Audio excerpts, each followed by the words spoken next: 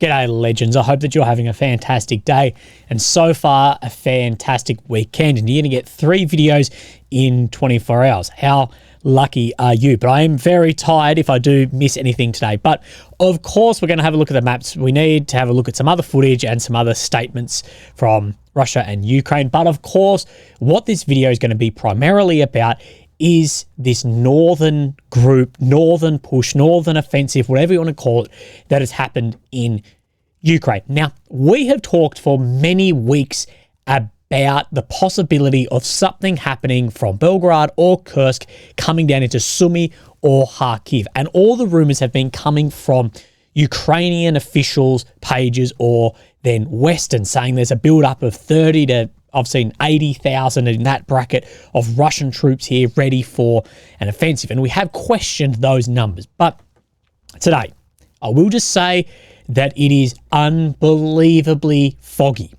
Regardless of what Ukrainian and Russian channels are saying at the moment, we do not know the exact situation of what is happening on the ground, what is happening currently, and what happened last night, nor do we know what the end goal here is. We'll be going over my understanding of attritional warfare. I'll be backing that up with some actual doctrine. We'll talk about that, how I see what's happening here, and as well, we'll just run through chronologically what we actually have. But I think many people in the information space, propaganda space, which is becoming the same thing, whether independent or not, but people are having predetermined outcomes in their head of, okay, this is a failure, therefore finding information to fit that narrative, or this is a success, finding information to fit that. If you begin with the start point that you have, you're going to find information to do that. I could probably find evidence that I'm not 5'6" tall. Regardless, we're going to just go over what we see and try and be as unbiased as possible. Now, a bit of public service announcement. The propaganda information machine is in absolute overdrive at the moment. There are YouTubers claiming this has already failed. There's people claiming it's going to go to Kyiv. Just take everything with a massive grain of salt. Of course, we've seen for now years the cheering and echo chambers that people place themselves in, and which algorithms push you in as well to maintain your attention on a website. But being that Russia is out of weapons, they're unable to adapt or launch strategic operations. And we know this here on this channel not to be true, but this idea that has spread like malignant cancer throughout the informational space has been very detrimental to now the informational space. We're seeing that be the opposite. There's no shovels in Bakhmut. As well, I believe it's actually seeped into tactical decisions being made of there's no weapons, there's none of this, there's none of that, and they're out of troops, and now we're seeing a situation that is definitely different to this. But let's go over this. Let's see what we saw, as well as some information that I have been sent as well. So this was really the first bit of footage that I really saw come out, and this is multiple launch rocket systems here, multiple of them firing out from apparently the Belgrade Oblast into Kharkiv. We can see there are multiple launches here. Of course, this is the main one, 1, 2, 3. There's at least 4, I believe. I've had a quick look at this, and this is, you know, what we're seeing. There's probably a 5th one out over the back launching in, and this is what we would expect, is massive bombardment. Now, to get an idea of offensive operations, let's have a look at what Israel did before it put soldiers on the ground in Gaza. Massive bombing campaigns. And yet, in what the footage I've seen, the footage I'm going to show you here, I'm yet to see thousands of troops crossing, or tens or hundreds of tanks or BMPs. There's footage of a couple of, BMPs being taken out, but that's not, oh, this has failed, it's all over, nor vice versa. And yes, there is some footage of some POWs as well, but we're talking, in single digits, maybe low double digits. So look, this is what I put up as my take yesterday, and I've had a bit of a think about this, but I just want to explain myself on this, and I'll show some doctrinal warfare too. But my take, personally, I think Russia is going to take advantage of Ukraine's current shell shortage and manpower issues to chip away at the front lines. These factors have produced a good opportunity for Russia, and I will preach this all day. Now for Russia is the best opportunity they will have for movements on the battlefield. Ukraine is known to have manpower issues. There are massive shell shortages. Some are saying 10-1. I think Kiev posted it today that it is 20-1. This is an opportunity presented to have movements, and this opportunity, depending on where the future of this warfare goes, may not actually present itself. And what you're looking for in stages of attack, not maneuver, but in attritional attack, is for opportunities to present themselves and taking then advantage of that. Due to Ukrainian defensive works in the north, I think we'll see massive shelling and FAB, so the air-launched bombs, followed by limited incursions, Putin's buffer zone. So we have seen Putin talk when the Ukrainian forces, Ukrainian-backed, however you want to call it, crosses back into Russia, that Putin came out and said there needs to be a buffer zone between these borders up here. And we know that he will want that. As the claim of around 50,000 troops is not enough. Let's assume, and this is probably the low end of this, that 1 in 5, 1 in 7 of total troops is then actually a combat troop. You're talking, let's say 10,000 for easy numbers, actual combat troops. That is not enough. You need to consider there are 450,000 Russian troops in occupied Ukraine at the moment. Another 50,000 up in this heavily defended area, and we know this is heavily defended, is not, there's an annex to this, is not going to make a huge difference and a huge, massive offensive push into here.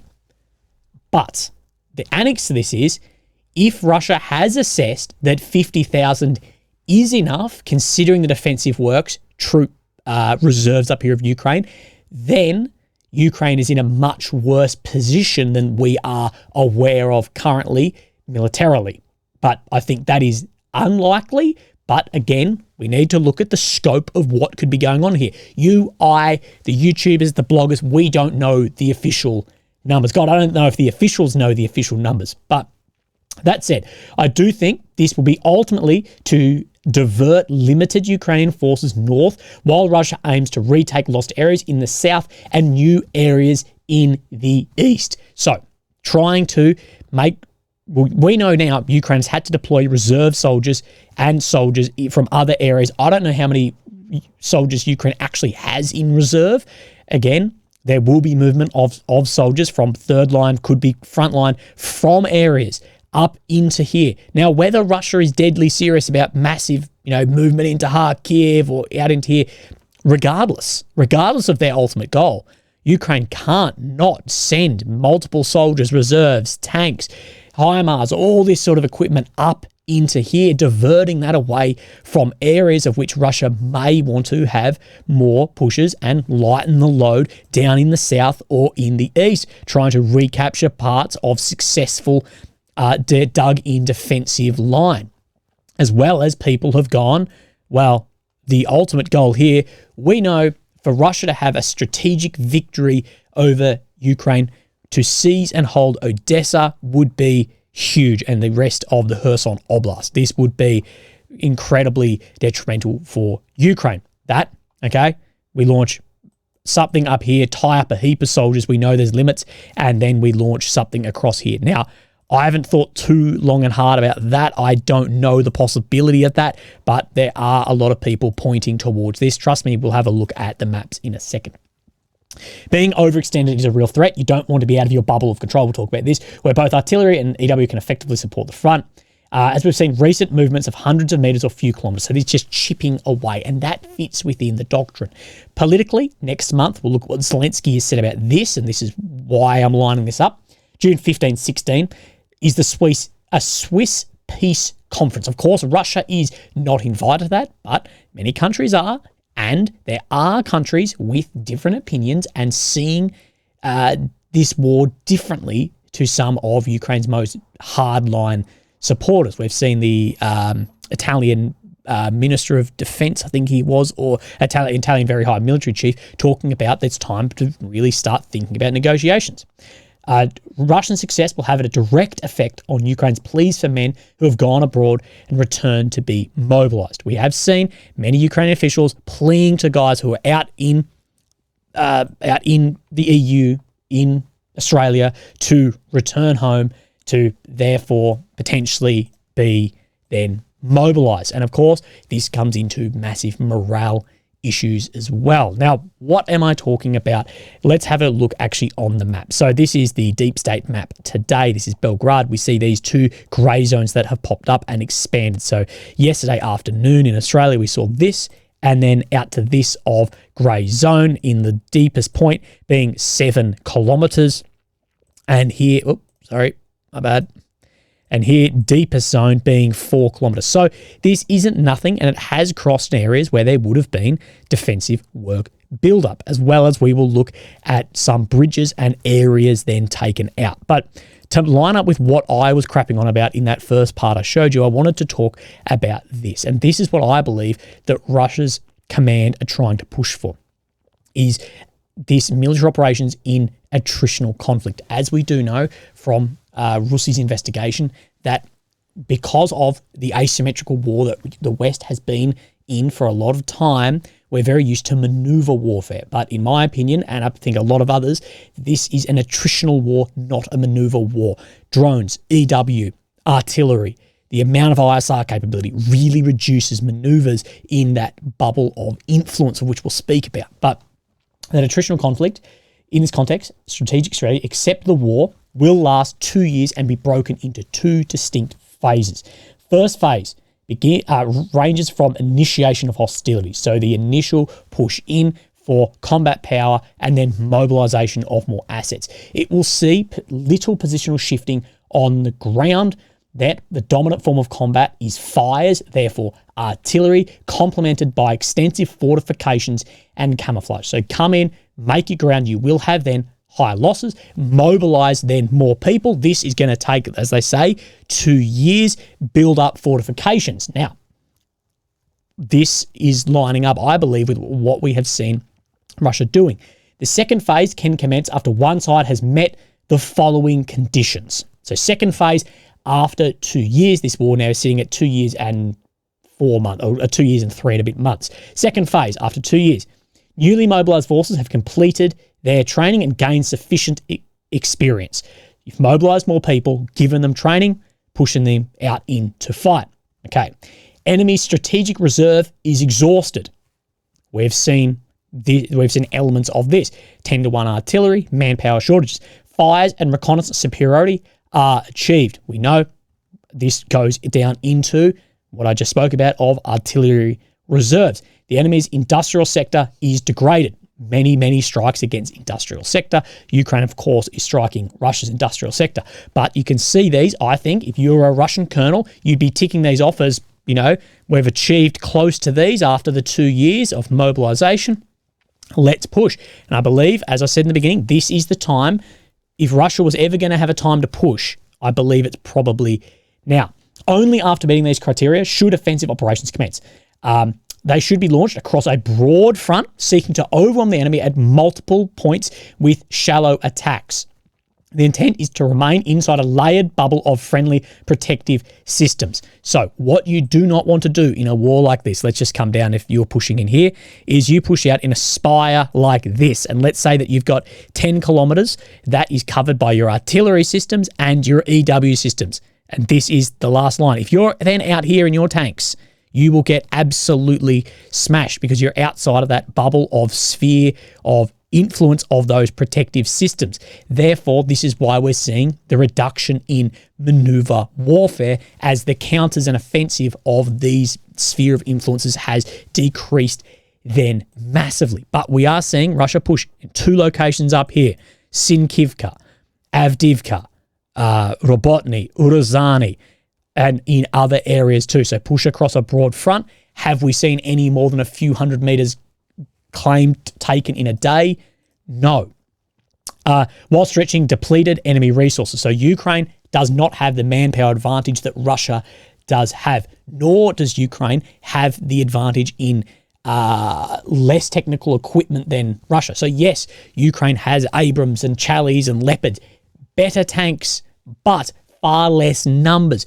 Is Ukraine prepared to lose the amount of guys because of the amount of people Russia actually has? No, as well. So then you can stretch those resources further. Only then should the offensive extend towards objectives deeper in the rear. Concentration of forces on one main effort should be avoided. So you don't concentrate and go for one main effort like in, say, a maneuver. You open up and sort of wait for a collapse then itself. Early stages of attritional war, from the initiation of hostilities to the point where mobilised resources are available in large numbers, are ready for combat operations. So initiation to then the second then push. Rapid offensive may be possible until the defender can form a solid front. So we had seen, say, with the Kherson and Kharkiv in green here, of where Ukraine pushed back, and then Russia forms a solid front and the defensive works here. Same as what we have Ukraine with the solid front down. Say Seversk is probably the best example of this, that there hasn't been really any movement there for now the best part of 18 months or more. But once that solid front has then occurred, combat solidifies, combat stops. Period lasts 1.5 to 2 years, which is by this doctrine right now. During this period, major offensive operations should be avoided. We haven't seen major offensive operations for that for a lot of the time. Bakhmut doesn't count because it was, I don't believe, because it gave the Russian armed forces a period of rest, and through Wagner, PMC, as well as then prisoners into that battle. So I think that was a bit of almost a bonus, if that makes sense. But we need to remember that that's now over a year ago. Even if attacks are successful, they result in significant casualties, often for meaningless territorial gains. The goal is to force the enemy to expend their vital material and strategic reserves in strategically meaningless operations. So Pyrrhic warfare, that the amount you gain has massive consequences and huge losses. When the second phase begins, remember, 2 years, the offensive should be launched across a broad front, seeking to overwhelm the enemy at multiple points, shallow attacks in this layered bubble of protective systems.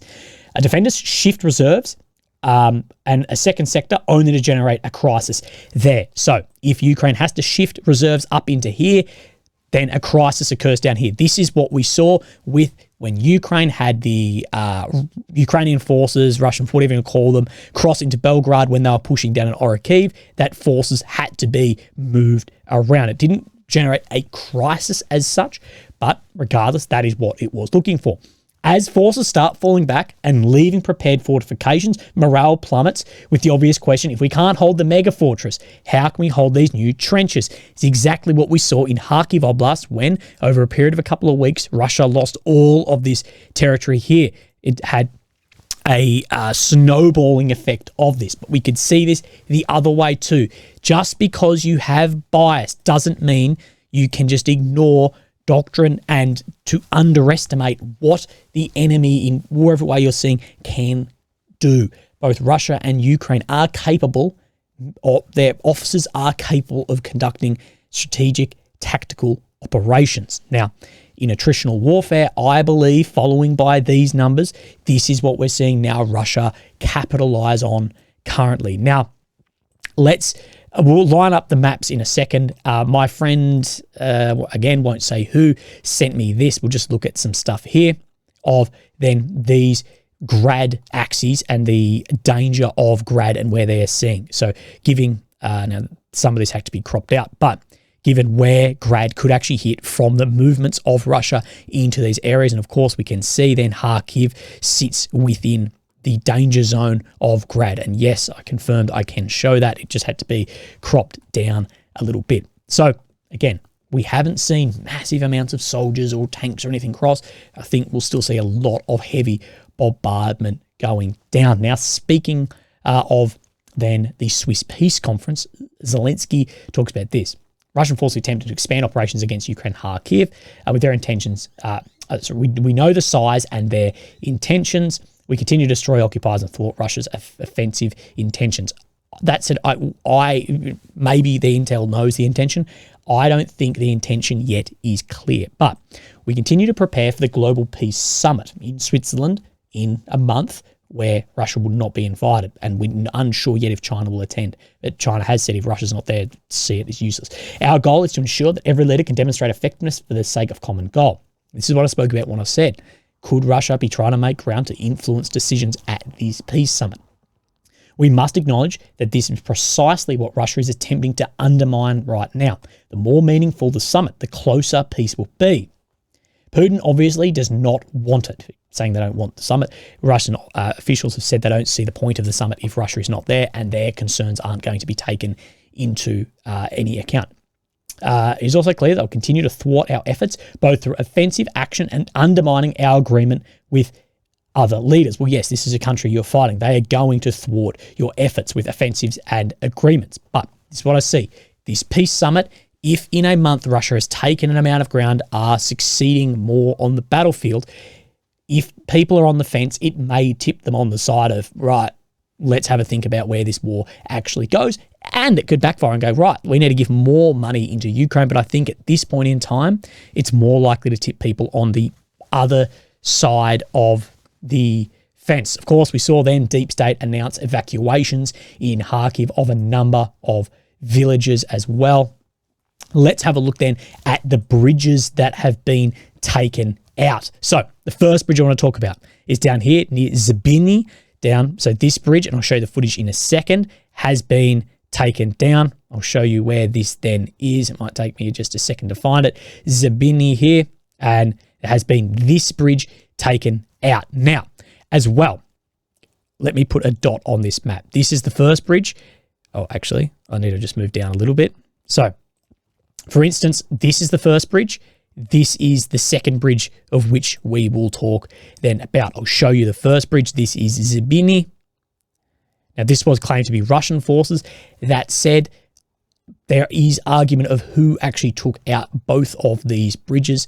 This one was claimed more so by Russia.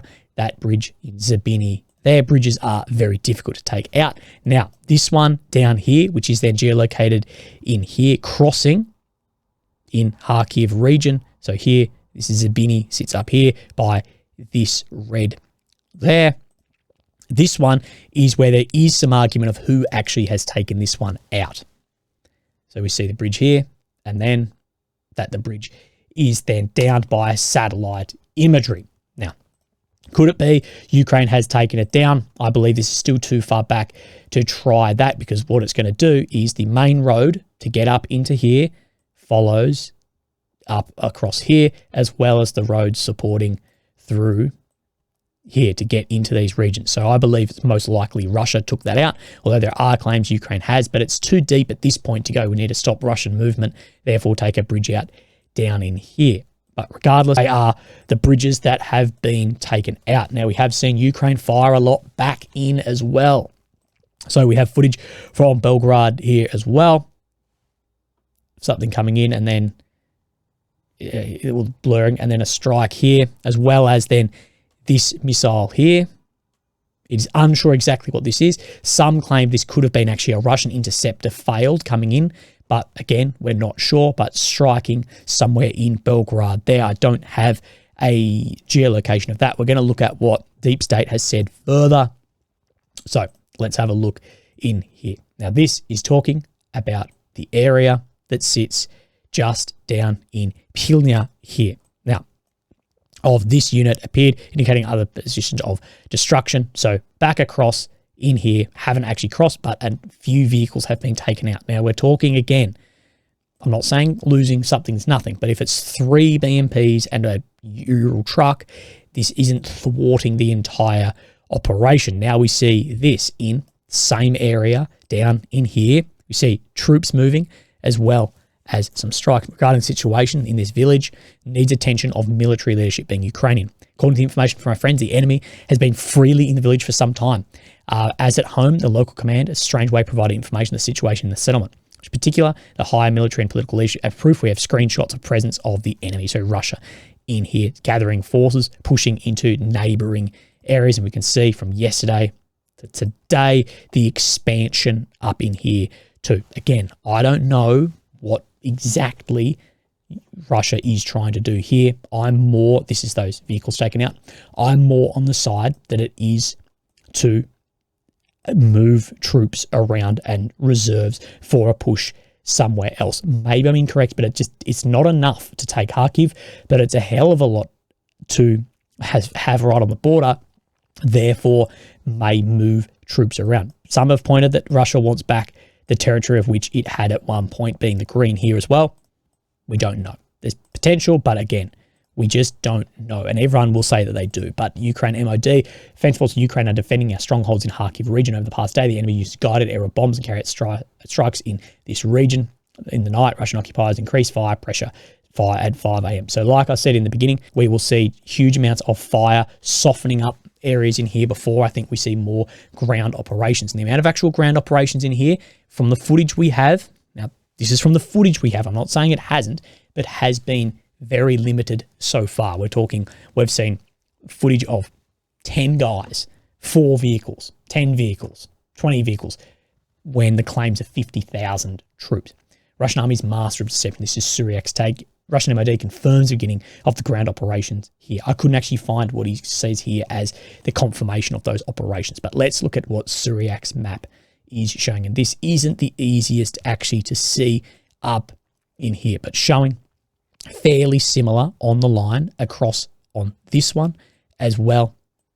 You can see where he's saying the Russians are pushing in and then crossing as well over on this other front here. But no, again, we will zoom in on detail once we get a better idea of what actions are happening. But situation northeastern front. During the morning, the Russian army went on the offensive in Kharkiv. After several hours of fighting, the Russian forces managed to enter a number of villages. In the Kharkiv realm, the locality of Hoptiva and Kudiva were reached. On the other hand, localities of these were occupied. So these areas in here were reached and these were occupied as well.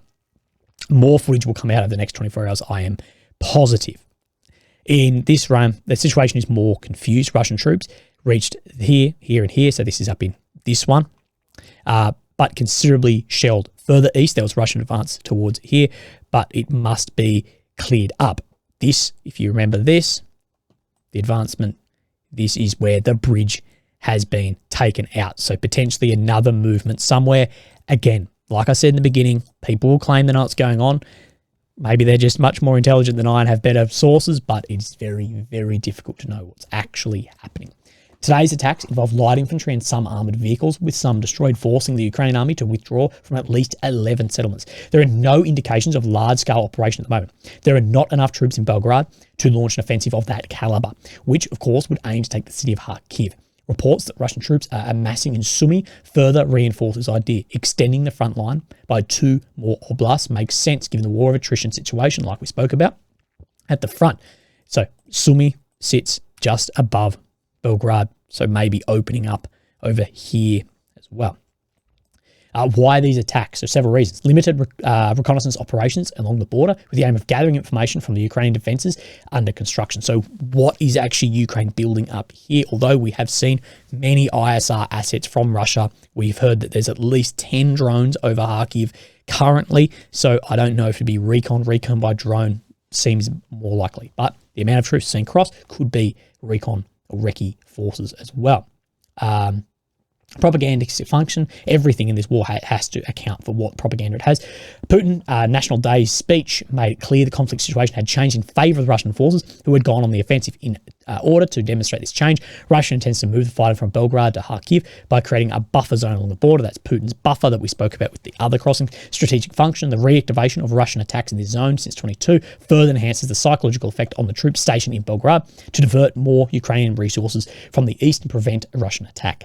The attack finally took place, and already Ukrainian troops in the Avdiivka front are already heading north, which would further damage the precarious situation of Ukrainian troops hold the front in Donbass. And I think all of those, they're not mutually exclusive. Each one of those could be true as well. So we will just keep our eyes on this, see what updates and see what is happening there. But the situation is developing quickly. Now, amongst everyone's eyes up here, Ukraine has done something on this map. They've actually updated some of the ground being made. So Krasnohivka, again, shows just this. We know it is significantly more than that, so we'll ignore that for now. But in here, this is the area we spoke actually about last night, referring to Mr. Combat Veteran Reacts, where he said Russia will push down here, and I said it's actually more likely that Ukraine will get stuck out in here. Oh, shit. That I believe. If you haven't watched that one, watch that one. But we see Russia has more ground in Netelyovo. pushing down here, which is what I said would be more like the tactics we have seen. And we know that they have not updated this because the geolocation of troops here, which what I said would be a Russian push down here. Therefore, Ukraine could get stuck here and be forced out this one exit as well. As we see a close up down here from Pervomayevsky by Russia closing this and closing this here.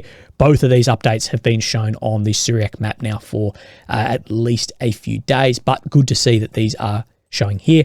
This all lines up with what I said about the Dnepr, that if Russia can close this gap in Novelsky, therefore shortening the front line dramatically, more positions of troops out from this open ground into closed ground, we may see more movements there. But again, that is all the updates we have seen.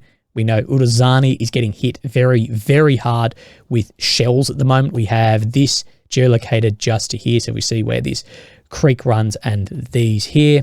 So we're talking just in here. We have a lot of footage of, I thought I had footage of Fab. Oh, yes, I do.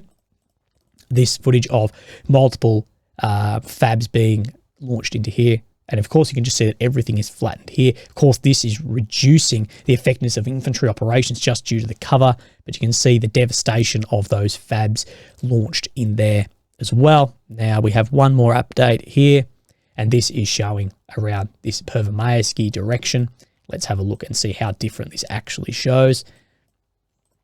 So, sorry, I caught up. But yeah, it shows down along this creek line here. So different, but it is actually catching up somewhere. Like I said, I believe Deep State Map will trickle bits in because I don't want to show massive movement all on one day. So we'll show some here, and then I bet tomorrow we'll see some down here or up north or whatever. But eventually it will catch up. Now, I want to look at this too. So this is Ukrainian Justice Minister has talked about the amount of assets that have been frozen by the EU and what is actually going to be spent to Ukraine out of those frozen assets. Now, he has said, this is 3 billion euros, so $3.2 billion with the B.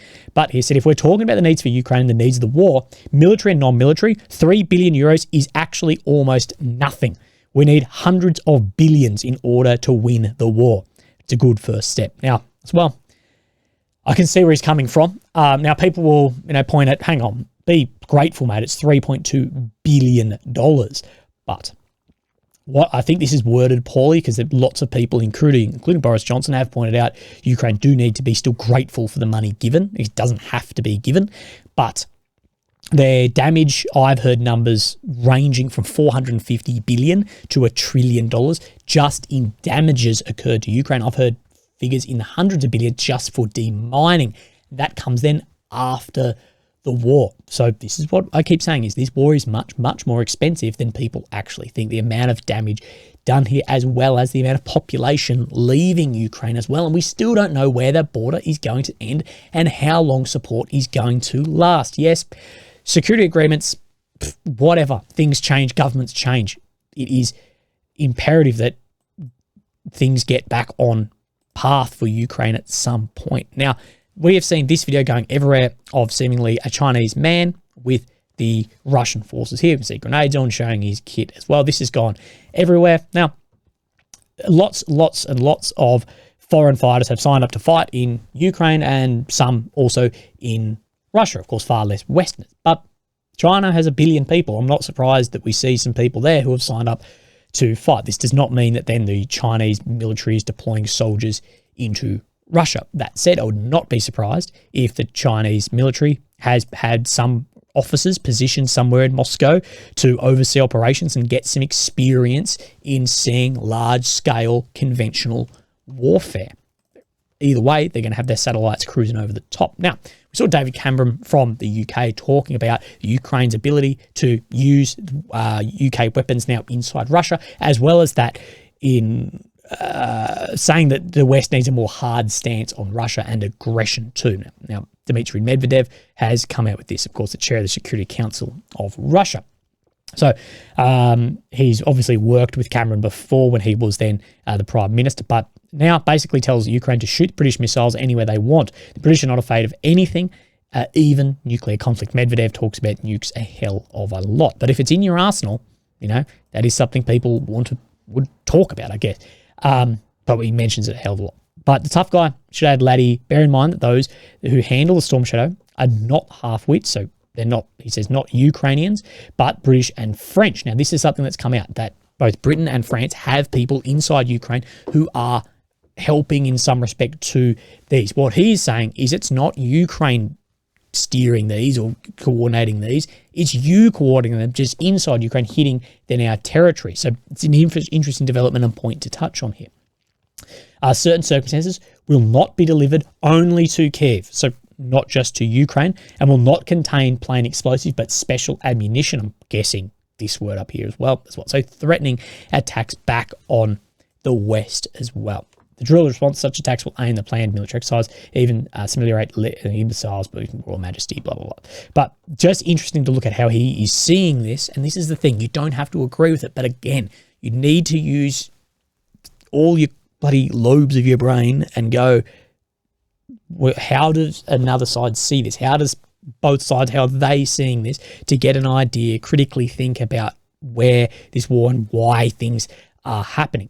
And it's an interesting point about, we know the people inside Ukraine helping these weapons, if then that hits a Russian area, then go, well, it was your officers who programmed that in. Will we see strikes against the British and French? I don't believe so. I don't believe it is in anyone's nature to want to see strikes of Western weapons into Moscow areas, or even less so strikes of Russian weapons into extend the war, because that is a slippery slope which leads to bloody you and I being dust. Therefore, I'm not saying therefore we don't support. What I'm saying is there are certain diplomatic reasons that diplomats need to take into account when expanding or contracting war, as well as the overall projection of Western power in a world where Eastern and Southern power is leveling out the Western influence. Legends. Long video. God damn, I apologize. Look after yourselves. Have a great day. Have a great weekend. Don't waste 40 minutes on me. And if you've done, damn, go have a beer. Look after yourself. Thanks. Bye-bye.